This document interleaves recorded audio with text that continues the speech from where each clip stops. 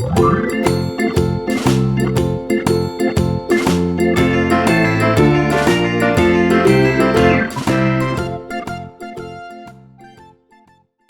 aí, tá tudo beleza com você? Eu sou Alex Soares e esse é o canal Tudo de Bom, o seu suprimento nerd, semanalmente trazendo alguma coisa bacana pra você. Antes de falar qualquer coisa sobre o capítulo 8 de O Relógio do Juízo Final, como a gente tem feito desde o capítulo 1, né? Expondo todas as referências escondidas, todos os easter eggs, vai aí um aviso. Vai ter spoiler nesse vídeo, ok? Então não queira me matar. Lembrando que o canal Tudo de Bom agora é parceiro da loja Geek Nick. Se você não conhece, dá uma espiada lá. Os produtos são de pronta entrega e você acessando pelo link que eu vou deixar aqui na descrição desse vídeo, você vai estar ajudando o canal. E acima de tudo, usando o código promocional Tudo de Bom, você vai ter 10% de desconto. Entra lá, confere os produtos que são tudo de bom. Mas chega de lenga-lenga e vamos logo para o que te interessa. Vamos falar aqui sobre a capa original de Doomsday Clock, né? No Brasil, o Relógio do Juízo Final, sendo publicada aqui pela Panini, nos Estados Unidos, publicada pela DC Comics e com roteiro do Geoff Johns, arte do Gary Frank e cores do Brad Anderson. A capa original, vocês estão vendo aí, é a Mini Bubastis. E como eu já falei antes, né, nos vídeos anteriores, como vem acontecendo em todas as edições da série, como aconteceu também com a série original, o Watchmen, a capa é o primeiro quadrinho da história.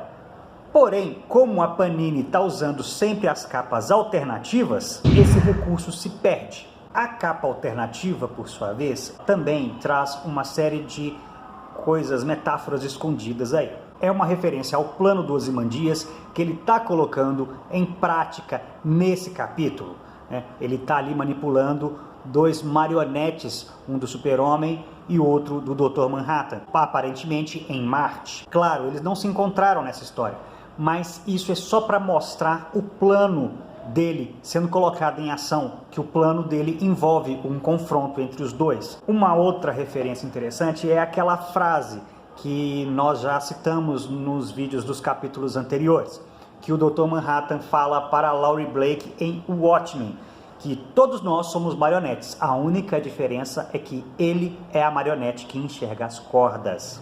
O capítulo 8 foi, até o momento, o capítulo mais focado nos personagens do universo tradicional da DC Comics.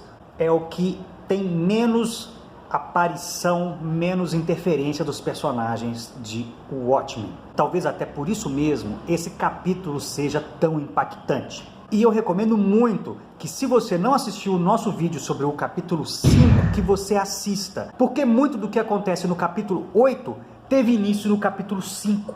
E eu vou aproveitar também e vou deixar aqui um esclarecimento. Os meus vídeos são baseados na versão americana de Relógio do Juízo Final. Então pode ter uma ou outra diferença de uma fala ou outra por causa de diferença de tradução. Por exemplo, no capítulo 5, o Lex Luthor diz para Lois Lane que uma ou mais pessoas estavam envolvidos com a teoria dos Superman e que estas pessoas poderiam ter feito parte da Liga da Justiça. A Panini, se não me falha a memória, traduziu como uma pessoa só. Mas o Lex Luthor, ele insinua que poderia ser mais de uma pessoa. Bom, como eu falei que a capa original é o primeiro quadrinho, a gente vê a sequência na primeira página de miolo, com o Ozymandias na Casa Branca. O que ele está lendo? Em que isso vai ajudar no plano dele? Na sequência do Planeta Diário, a gente tem uma série de referências ao filme Superman, estrelada pelo Christopher Reeve. Muito é por um detalhe. O Geoff Johns, ele trabalhou já como assistente do Richard Donner, que dirigiu o primeiro filme com Christopher Reeve e também o segundo filme, só que teve uma treta, ele saiu e o filme acabou sendo finalizado pelo Richard Lester. Numa outra oportunidade eu falo sobre essa treta, mas aí tá recheado de referências aos filmes. Por exemplo, o camarada segurando o rapaz que está roubando uma maçã. É uma referência a Superman 1, quando o Otis, aquele capanga idiota do Lex Luthor, tenta roubar um pretzel do cara, do vendedor cego. A Lois Lane tomando suco de laranja natural em Superman 2. Isso era uma marca da Lois Lane, da Margot Kidder, que ficava sempre tomando suco de laranja natural. Perry White questionando a Lois Lane por que ele deveria pagar o café da manhã dela, é uma referência a uma frase do próprio Perry White no filme. Só que ele fala com o Jimmy Olsen. Por que ele deveria pagar $40 por semana para o Jimmy, se ele deveria, na verdade, prender o Jimmy por vadiagem? Ali no Planeta Diário, a gente vê em primeiro plano também o Ron Troop e a Cat Grant, né? O Jimmy está entregando o café para os dois. E eu já vou pedindo desculpa também pelo barulho externo que deve estar chegando aí para vocês. É porque eu estou gravando esse vídeo em pleno carnaval. O bicho tá pegando lá fora e eu tô aqui dentro gravando esse vídeo para vocês. Vai ter áudio vazando uma hora ou outra, eu peço desculpas. Bom, essa foi a primeira aparição do Jimmy Olsen em O Relógio do Juízo Final. Não foi a primeira aparição do Perry White. Mas uma coisa aqui que muita gente sabe é que o Jimmy Olsen surgiu nas novelas de rádio, não nos quadrinhos. Porém, o Perry White também surgiu nas novelas de rádio. Perry surgiu no capítulo de Adventures of Superman do dia 14 de fevereiro de 1940. Nos quadrinhos, na revista Superman número 7, de novembro de 1940. Jimmy surgiu em Adventures of Superman no capítulo que foi ao ar no dia 15 de abril de 1940. Nos quadrinhos, ele foi creditado como Jimmy Olsen numa história que foi lançada em novembro, dezembro de 1941 na revista Superman número 13. Por que a gente está falando aqui de creditado? Porque existem algumas pessoas que defendem que, na verdade, o Jimmy era um boy anônimo que apareceu antes na revista Action Comics número 6 de 1938. Na hora que o Perry White fala com o Clark para ele largar o terno azul, isso, além de ser, né, porque ele fala suit, né, o traje, né, é uma referência ao terno azul do Clark e também ao uniforme do Superman. Porém, tem uma outra referência aí, porque na Era de Prata e também um pouquinho na Era de Bronze, o Superman usava um composto químico nas roupas civis. Era uma fórmula química que permitia que ele dobrasse as roupas em pequenos quadradinhos e escondesse num bolso secreto na capa do uniforme dele. Só que essa fórmula só funcionava em tecidos da cor azul, vermelho e branco. Isso deixava o guarda-roupa do Clark bem restrito. Quando o Perry fala que perto só conta quando a gente está jogando ferraduras ou granada de mão, é uma... Ó, o bicho tá pegando. Mas então, perto só conta quando a gente joga ferraduras e granada de mão. É uma frase de um ex-jogador de beisebol, Frank Robinson, que atuou de 1956 até 1976. E ele falou essa frase numa entrevista para a revista Time em 1973. Ele falou que perto não funciona quando se joga beisebol, só funciona quando se joga ferraduras e granada de mão. É a segunda referência, pelo menos que eu percebi, a beisebol em O Relógio do Juízo Final. Será que o Geoff Johns é um fanático pelo esporte? Na luta contra os heróis russos, o Nuclear enfrenta o Posar. Isso é irônico, né? Porque, como eu já falei num dos vídeos dos capítulos anteriores, o Posar chegou a dividir a identidade do Nuclear com o Ron, né? Os dois se fundiam e formavam o Nuclear, numa época em que o Dr. Stein tinha sido considerado morto. Se não me falha a memória, foi na fase escrita pelo John Ostrander, que começou com o professor Stein descobrindo que estava com um tumor no cérebro e querendo livrar o mundo das armas nucleares. Foi uma saga bem interessante. Agora, duas coisas que foram novidade para mim. Primeiro, Nuclear com os olhos normais e sem o fogo na cabeça. Nuclear é formado por duas pessoas. Quando ele está ativado, ele é só uma. E ele tem o fogo e tem os olhos de uma cor diferente. Nunca vi nenhuma referência a ele estar sem o fogo, ele parcialmente ativado. Se ele tivesse assim, ele deveria ter se separado. É onde eu acho que aquela coisa de uma interferência externa é real por causa disso. Aí nós temos uma pista disso. A outra coisa que também é novidade para mim é o Nuclear falando que ele poderia ter detonado. Um outro herói atômico que realmente tem esse risco de detonar é o Capitão Átomo. Ele sim, eu sabia que tinha esse risco. O Nuclear não. O Capitão Átomo, inclusive, já detonou na série Kingdom Come, no Brasil, O Reino da Manhã. A explosão foi tão violenta que acabou com todo o meio oeste dos Estados Unidos. Matou gente pra caramba. Então, se o Nuclear fala que ele poderia ter detonado, é preocupante.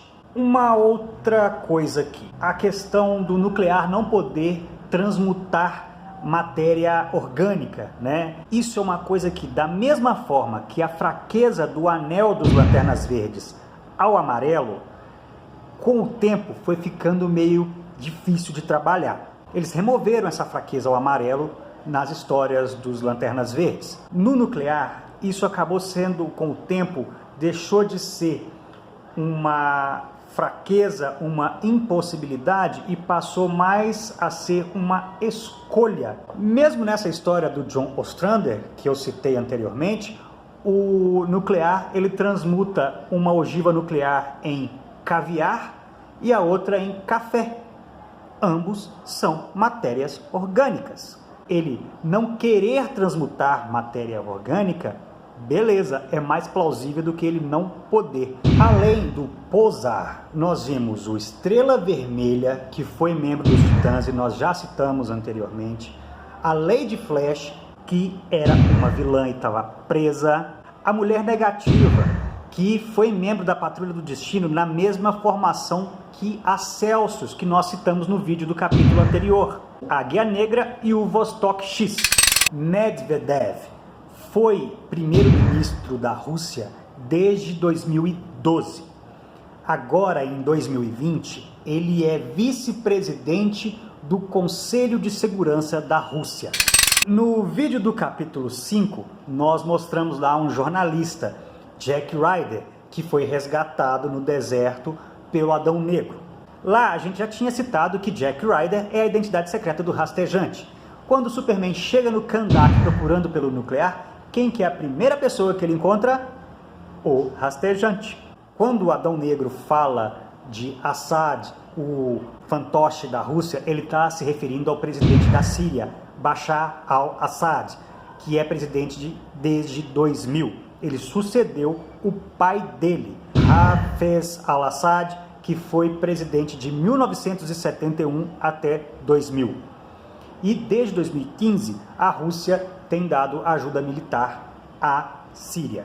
Quando a Lois Lane abre o pendrive e vê a Sociedade da Justiça, é claro que ela não conhece a Sociedade da Justiça, porque a Sociedade da Justiça não existe nessa linha de tempo pós-Novos 52. Porém, a imagem usada aí é que é a grande referência, é uma homenagem à revista All Star Comics número 4. Inclusive, na capa, a gente pode ver o átomo original, né, o primeiro átomo, Al Pratt, ali no canto direito da capa. Era uma coisa aqui que eu queria chamar a atenção. Para uma pessoa que não sabe que o Nuclear é formado por duas pessoas, aí ele está lá do lado do Nuclear, aí vê o Nuclear falando: ah, não, professor, porque eu acho que isso não funciona. Porque eu acho que não, professor, você tem que pensar que não é assim. Ah, professor, para de me encher o saco. Isso deve ser muito esquisito, né? Eu gostei da forma como isso foi mostrado, talvez até para gerar um distanciamento nosso com o personagem.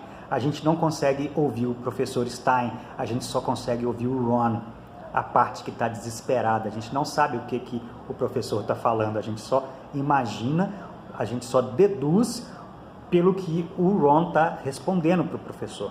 Uma coisa aqui que eu não sei como é que foi na edição nacional da Panini, mas na edição original o Super-Homem fala Privet com o menino, que é olá em russo. Eu não sei se eles traduziram na edição nacional, mas na edição americana eles não traduziram.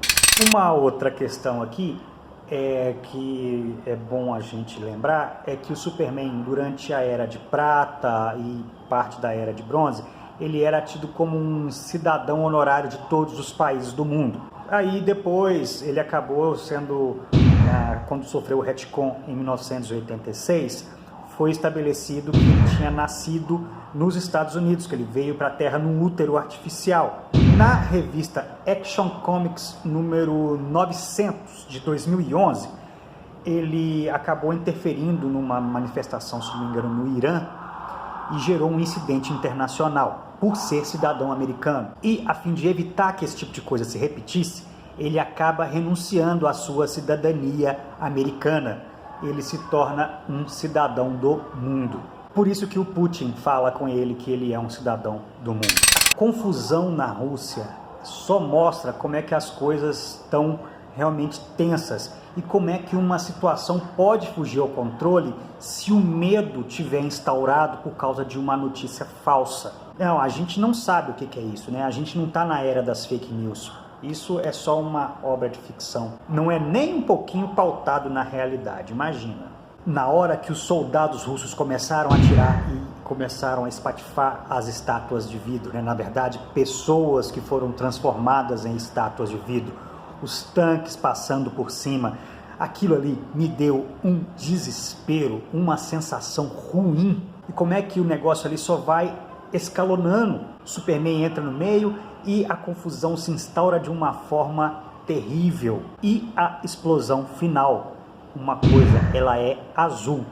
O Dr. Manhattan ganharia o que fazendo essa explosão? Por que ele faria algo? O Dr. Manhattan normalmente não faz nada. Ou aquilo ali é mais uma experiência do Dr. Manhattan? Ele afastou a lanterna do Alan Scott, impedindo que ele a alcançasse e se transformasse no Lanterna Verde pela primeira vez. Será que isso tudo aí é culpa do Dr. Manhattan? É uma nova experiência dele? Ou tem alguma coisa por trás? O Adrian Veidt, triunfante, observando tudo, dizendo que começou. Ele está ali num lugar que não consegui identificar qual é. A gente percebe em primeiro plano um uniforme militar e uma arma. Será que aquilo é um disfarce que ele usou para entrar ali? Ali poderia ser uma instalação militar? Ou é um disfarce que ele ainda vai usar? Aí nós chegamos à citação final, que como sempre é uma citação da qual eles pegam um trecho e transformam no título da história. Essa de H.L. Mencken, ou Henry Louis Mencken. Ele foi um jornalista e crítico social. Nasceu em 1880 e morreu em 1956. Ele é conhecido por escrever The American Language, que é um estudo de como a língua inglesa é falada nos Estados Unidos. Essa citação em questão vem de uma publicação dele de 1956. E ela é até um pouquinho mais completa e bem interessante. E vem muito ao caso. Ele continua dizendo: poder é o que todos os messias realmente buscam, não a chance de servir. Isso é verdade, mesmo para os irmãos piedosos que levam o evangelho a partes estrangeiras. Isso está referenciando, primeiramente, ao Superman, a mudança da opinião pública sobre ele.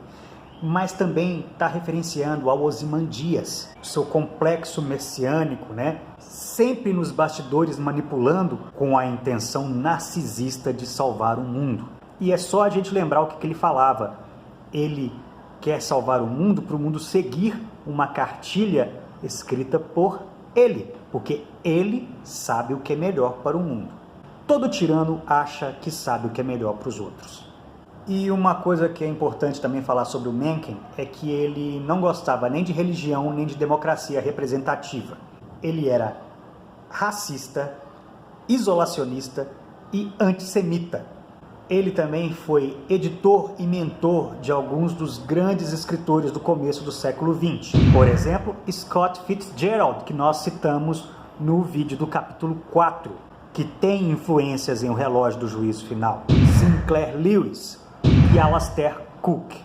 O apêndice dessa edição é um apêndice legal para o entendimento da história. Ele tem poucas referências escondidas. Ele está mostrando aí como é que a opinião pública está agora que aconteceu essa confusão na Rússia, né? Nós temos 3 jornais falando mal do Superman e só um que tenta esclarecer o que realmente aconteceu, né? O Planeta Diário. Vamos lá, o Estrela Diária, ele é o jornal que originalmente na Era de Ouro empregava o Clark Kent e a Lois Lane.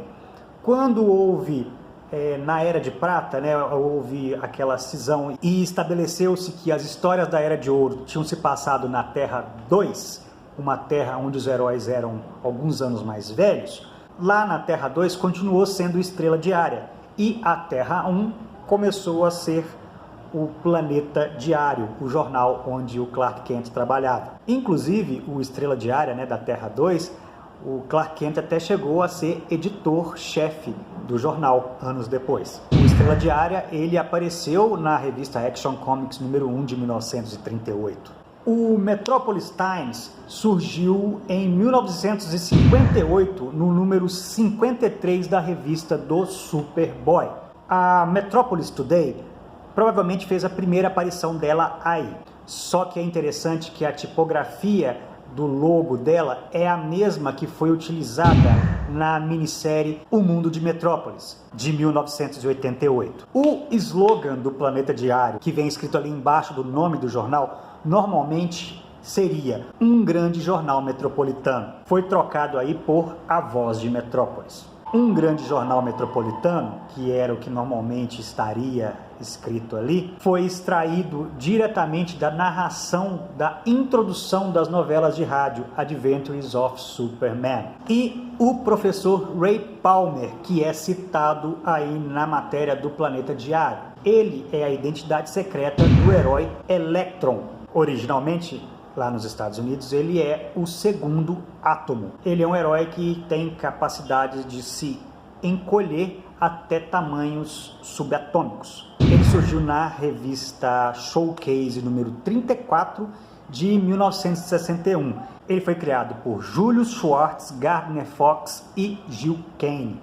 O nome Ray Palmer é uma referência e homenagem a Raymond Arthur Palmer, que foi editor da revista de ficção científica, a primeira revista exclusivamente de ficção científica, Amazing Stories. Ele foi editor dela de 1938 até 1949. O Ray Palmer real, ele foi atropelado por um caminhão aos 7 anos e sofreu uma fratura nas costas. Uma cirurgia mal sucedida na coluna deixou ele com problema de crescimento. Ele tinha algo em torno de 1,5 metro de altura e também com uma corcunda. Mas diz aí, teve alguma referência que você pegou e a gente não? Conta pra gente aí embaixo nos comentários. E você sabe que com crise ou sem crise, semanalmente a gente tá aqui com alguma coisa bacana. O vídeo do capítulo 7 tá aqui, é só clicar. O vídeo do capítulo 9 vai entrar aqui, é só clicar. Até o próximo vídeo e tudo de bom pra você.